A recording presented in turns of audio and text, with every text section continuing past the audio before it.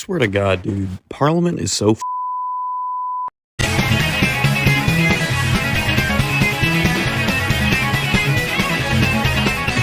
I mean, like, I was watching this clip with Pierre Polivier or whatever his name is, and he was asking some dude in Parliament, hey, how about you tell everyone what the average cost of living is in Toronto? Or wait, no, it was in Ottawa. Yeah. Anyway, instead of answering the question, the guy on the other side starts talking about how many jobs that they've made in Ottawa. Just answer the question, you. Oh my God. There are issues that just they won't talk about because it doesn't help their agenda. This is why people don't like politicians, because they're all like completely one-sided. They're dogs for the party that they work with. They're not genuinely trying to fix. The only good society is one where government controls only public goods, justice, and military, and the rest is privately owned. I don't know about that. The market is most efficient at manufacturing and distributing goods. I mean, I do think the government definitely should control those, like, areas. But I mean, I definitely think that they should be involved in some stuff, more like guiding, not necessarily owning stuff. Like, I think they should be involved in some healthcare stuff and try to prevent monopolies from forming. Because, I mean, that's basically what's happened here. We have 5 large companies that control a bunch of smaller ones here in our actual country. I mean, they have the ability to influence people in government, and they do all the time. Our country is in the way I just described. The only reason those 5 companies are able to dominate entire markets is because the government guides them. At this point, they're too big to fail. If they failed, the entire supply chain would break down because the government bases it on them. They need them to stay open, and so they find avenues to keep them open, and that's at the expense of small business. When government gets involved in things it doesn't understand, it makes it worse. Also, monopolies don't exist in pure capitalist societies, and if they do, they generally increase the quality of their product and sell it at lower prices every year. When you look at Standard Oil, who actually did control a monopoly in a low government-involved space at the time, every single year their quality of product rose and their prices fell. When you give companies the ability to dictate their own prices, generally they compete with other companies. But when you implement price controls, they have to fight against their own margins and the margins of other companies. And so they end up just coming up with backdoor deals to charge similar high prices. Every single space where government gets involved creates inefficient bureaucracies. Like, you want to talk about healthcare. Healthcare systems in both Canada and the United States are terrible, and it's because of government involvement. Before Medicare and Medicaid were implemented in the United States, the cost of healthcare was basically nothing. You could go in for a checkup and it would cost basically nothing. By the time they were actually implemented, between 1960 when it was implemented and today, I'm pretty sure prices have skyrocketed well over 500% from what they were at the time. When government gets involved in things it doesn't need to get involved in, prices get higher. It happens in nearly every sector you look at. Government's main focus should be on upholding society. The market already exists to uphold the economy, and they will maintain supply systems because if those supply systems fall down, then the markets collapse. And they know that. These companies will do everything to stay in business. So let the companies handle the markets, and the government can focus more on justice, aka upholding society. Keep criminals off the streets, make it easier for the economy to flow. For military, it's just national defense. And they always talk about how we spend too much on military. The United States spend too much on military. And honestly, I think we do. But if there's more money in the coffers to spend because you're spending less on worthless bureaucracies, then it becomes a lot easier to fund your military and make it stronger, make it more secure within your own borders. To be fair, I'm not as informed as I used to be, so some of the things I say might not be as just informed generally.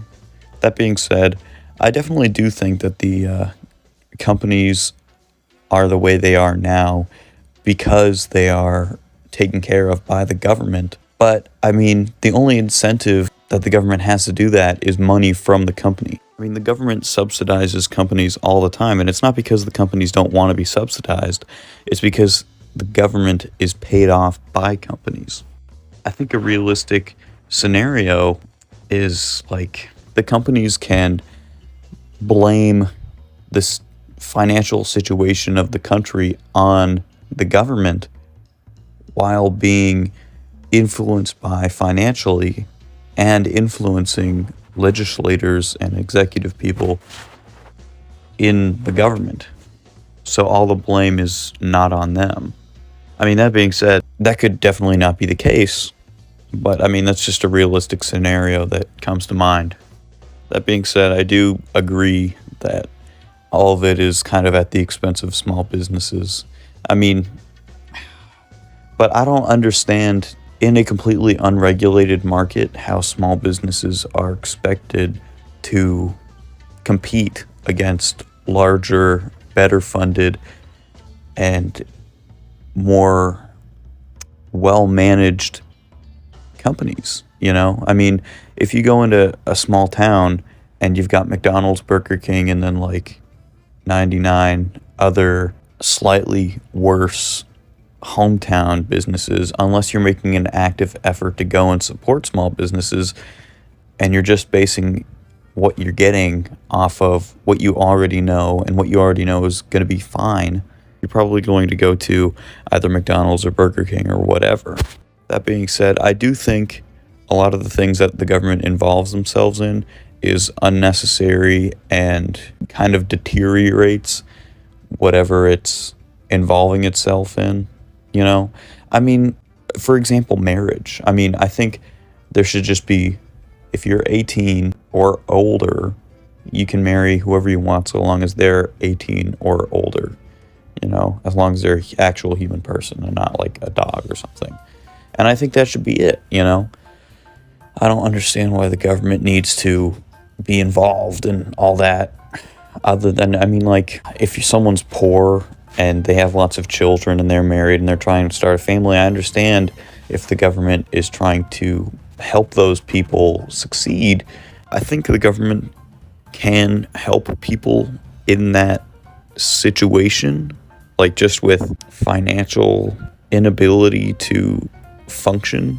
But in that situation, I think that's really as far as it needs to go. I think the government taxes a lot of stuff that it doesn't need to and is involved way more than it has to be. And I think we should, like, seriously cut down on how it's involved in our lives, you know? That being said, oh yeah, Mark just said churches not being taxed is absolutely stupid. I agree with that. See, I'm not sure how I feel about education via the government, because I definitely think in a perfect world, or I mean like in a world that is realistic that we can vote for but isn't the way now, education should be cheap and education should be available for everyone. And of course I would like to do that with companies so that they can compete against one another, and like, this school produces the best people for this, and then, you know, they compete and the prices are driven down and stuff like that. With the options we have now, we vote NDP, we vote Liberal, we vote like conservative or Republican or Democrat or whatever. And while I would love for, you know, education to be reworked in that way, and I'm going to vote for whoever like represents that idea regardless of what party they're in, just voting conservative is just going to cut down on spending towards education and not actually go towards the idea that would be most effective, you know, because they're not trying to fix things. They're trying to do the things that are popular with people that vote with them. And that's Republicans. The best solution any party can come up with for a particular issue is get the government out of it. Education funded and run by government is probably one of the worst things ever conceived. I honestly think that our society should have been brought up as private school is the prime form of education and public school is a secondary in case people couldn't afford private school.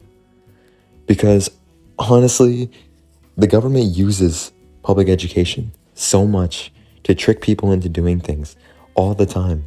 You're not thinking of, oh, I want to start a company and I want to make billions of dollars, or, oh, I'm innovating. I'm thinking of making this product, or this thing can make this product better.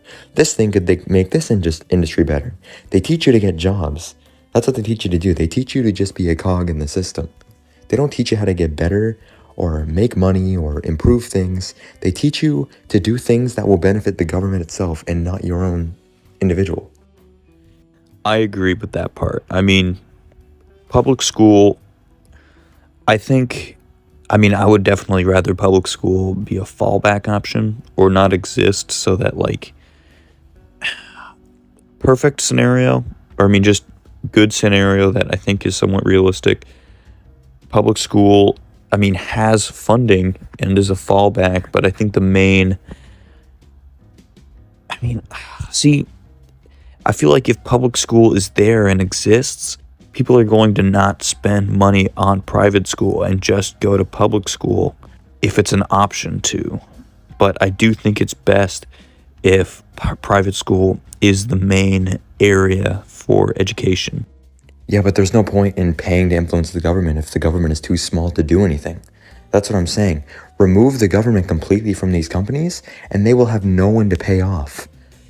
Companies are bribing government officials into implementing laws that would benefit the company. But that's only because the government is involved in those industries and has shares in those industries, because they're threatened by the company now. That if we don't do this thing, something bad can happen. So we need to implement this policy right away because it benefits the company. But if the government isn't involved in those industries at all, who do you pay? At that point, it comes down to the government or to company management, the management of the company. For so long, some of these company managers or these general managers or these CEOs, they've gone without checks for so long because all they've done is pay off government. But if they're put in a situation where all of a sudden they need to make the good decisions or they need to make money, then all of a sudden their back's against the wall. And so at that point, when their back's against the wall, then it really shows who the better CEOs are.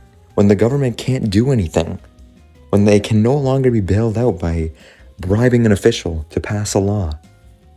All of a sudden, these small companies get the chance to compete because some of these small company CEOs, they're very smart people. They can find ways to manipulate a market much better than some of these big CEOs know because they've just been sitting behind government officials, bribing them for so long. Also, I do agree that public school, destroys ingenuity. What they train you to do in public school is go to college, pay a bunch of money into universities and colleges and stuff like that, and spend the next 20 years of your life paying it back off, right? And then afterwards, you spent that much time of your life just paying it off. You can't, it feels dangerous to go and start your own thing, go your own way in order to pay them off because you're already financially unstable. And so that's how they keep you in the system. That's why one of my favorite quotes of all time, economically, is from Milton Friedman, when he said, if government was in control of the Sahara Desert, they'd be out of sand in a week. Because I think that's entirely true. The government mismanages supply chains so much. And that's why I always say that the best solution to anything is to get government out of it. They don't know how to manage anything, so let them manage the upholding of society. That's what government is, it's society. Keep them to military, keep them to justice, and keep them to public goods. That's how you keep a government too small to manipulate, and that's how you keep a market strong enough to fluctuate on its own and innovate on its own. I'm not sure how I feel. I think the government should be capable of stopping a company from invading a protected wildlife area or just an area that is devoid of regulation. I don't know if companies would by themselves not take advantage of that. I don't think they would make an effort to preserve nature. But I mean, at that point, it starts to go into like what boundaries are owned by the government, what's like private property, what's blah blah blah.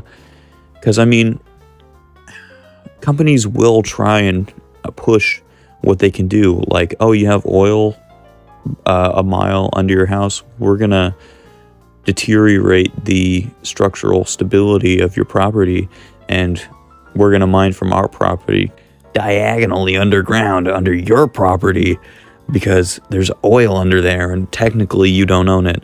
I mean, I think there should be people that are, see, it's a double-edged sword, because while I think there should be people that prevent that, at the same time, that's the people that the companies are going to try to influence. See, I'm not sure. I don't know exactly what I think the best solution there is. Honestly, companies, particularly logging companies, are the most environmentally friendly companies in the entire world. And that sounds weird to say because obviously logging companies, their entire job is to cut down trees and provide wood. But when you actually think about it, they are the most environmentally conscious because they rely on the industry. A lot of these companies rely on these freshwater sources. They rely on these on this wood. They replant it or they have to replenish it. They go in and they fix it. They spend millions on environmental conservation.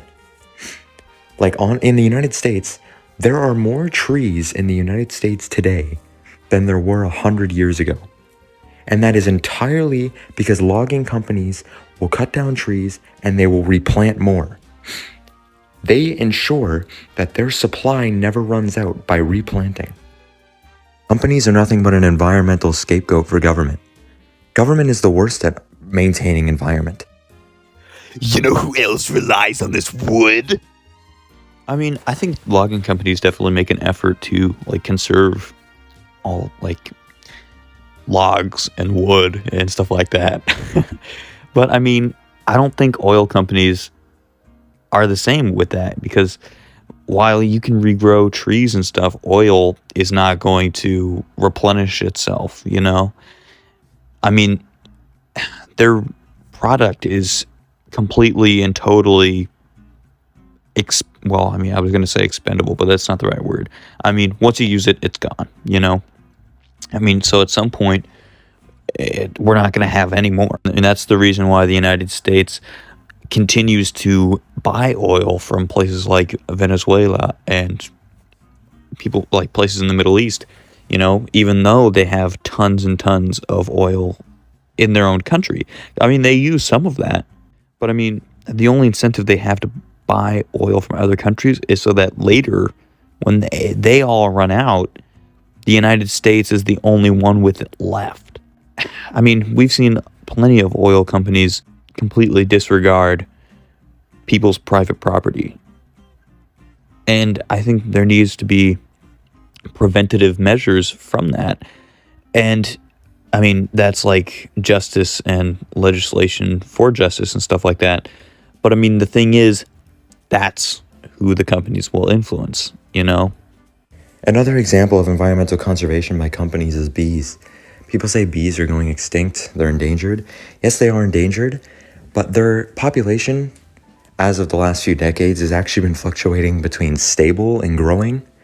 And the reason it's like that is entirely because of honey companies.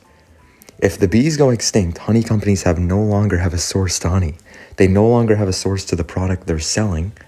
And so they go out of their way to make sure that these bees are conserved. I don't have the exact numbers of how much they provided, but I know the biggest reason that bees are being repopulated is because of companies. And it's purely because they rely on money. It's not that they necessarily care about the bees, it's because they rely on their money. Without that source, they no longer make money. To the oil company, like intruding on private property thing, I can actually provide a counterpoint to that.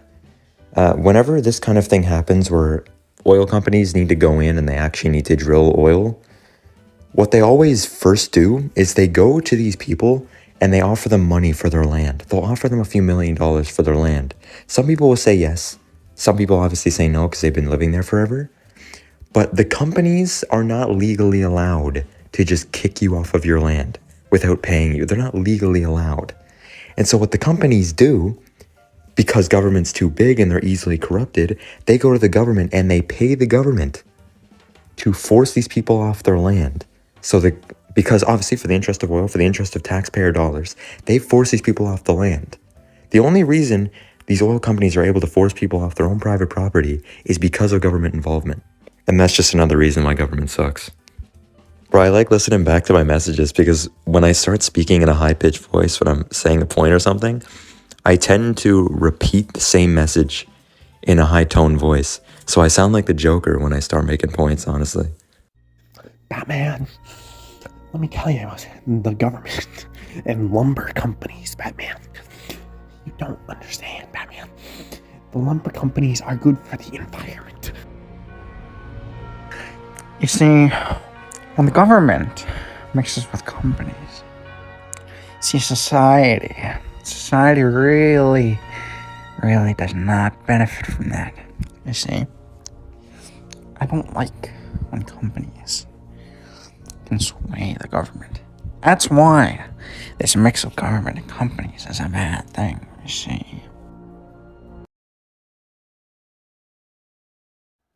I mean, yes, I agree that the companies will force people off their land with government involvement. But I mean, even if the government is completely uninvolved, the companies will continue to, like, go for oil there, regardless of whether or not the government will or won't let them take that land. I mean, we've seen them, I feel like I'm repeating stuff, drill for oil diagonally underneath their property, regardless of whether they want to or not. Because, I mean, technically, that area is not owned by anyone. And what it does is it deteriorates the integrity of the area there, you know? I mean, it becomes dangerous because now you have this big ass hole like 300 feet beneath the property, you know? And I mean, you don't have to own the property above that area in order to drill for oil there. At that point, yes, the companies are not allowed to force people off their property. That being said, the only people that can realistically stop a company from drilling diagonally underground to reach oil underneath other people's property is the government. I mean, and then the people that are going to be stopping the company, I mean, it's going to be the police or the military or whatever. And the people that are going to be, like, judging those people are going to be in the judicial branch. And I mean, that affects all of it. There's always going to be people to influence. So I think what we need to do, I'm not sure, because on one side, if you remove the government from that area, there's going to be companies that are willing to step into that area and, like, go for oil when it's other people's lives, you know, and there's not going to be any government to stop them. But I mean, if there is, either the government is influenced at the judicial branch or whatever, or they're going to be influenced by the people that regulate those areas, you know, that regulate oil, I guess, mining, oil, plumbing, I don't know, going for oil, people that regulate that. But there's no real way to protect people from influencing the government. I mean, I think there should be concrete legislation that prevents that. But I mean, in the end, there's going to be illegal shit going on. Like, I believe the people in the British, this is a kind of a tangent, but the people in the British government, I think they're called quips. I mean, they go around and they make deals and bargains and promises and threats and stuff like that with different members of parliament, right? And I think, I mean, that's legal for them to do that. I think what we should do is, like, prevent those people in those roles from existing. And I think there should be laws made like, oh, the government is not allowed to, or parties or candidates aren't allowed to take money from companies. But the thing is, I don't think government is ever going to allow that, because, I mean, they want the money from them. And I think that's why they really prevent people like Bernie Sanders or Ron Paul from succeeding. I mean, obviously they have to be the most popular candidate and blah, blah, blah, blah, blah. But I mean, the government and news companies will actively make an effort to prevent those candidates from being heard, because the truth is, a lot of people actually agree with those candidates, but they end up voting for other people because the government and news companies demonizes those candidates that would actually represent and care about the people. I don't know. I mean, how do you guys feel? I want to have y'all's input on this. I mean, I think I agree on the part where you were saying that, like, the government actively tries to go against, like, candidates that might actually try to make a change, you know? I think. I'm not as, like, up to date or, like, knowledged on this stuff as you guys. I wish I was. Like, I'm not stupid enough to have these really dumb thoughts. Like, yo guys, the vaccines are gonna give us herpes and AIDS and all these other diseases. Like, I'm not stupid enough to say, like, the earth is flat or something, but I'm not smart enough to, like, have my opinions, like, talk about my opinions on this stuff, you know? Well, I think that, like, police, you know, there's a whole thing where people would be like, you know, defund the police. I think the police, like, people are saying defund the police, you know, get rid of the police. The issue is, like, those same people will say, like, when there's a movement like Black Lives Matter or something like that, they'll say, oh, well, the people who are rioting, they're just a few, right?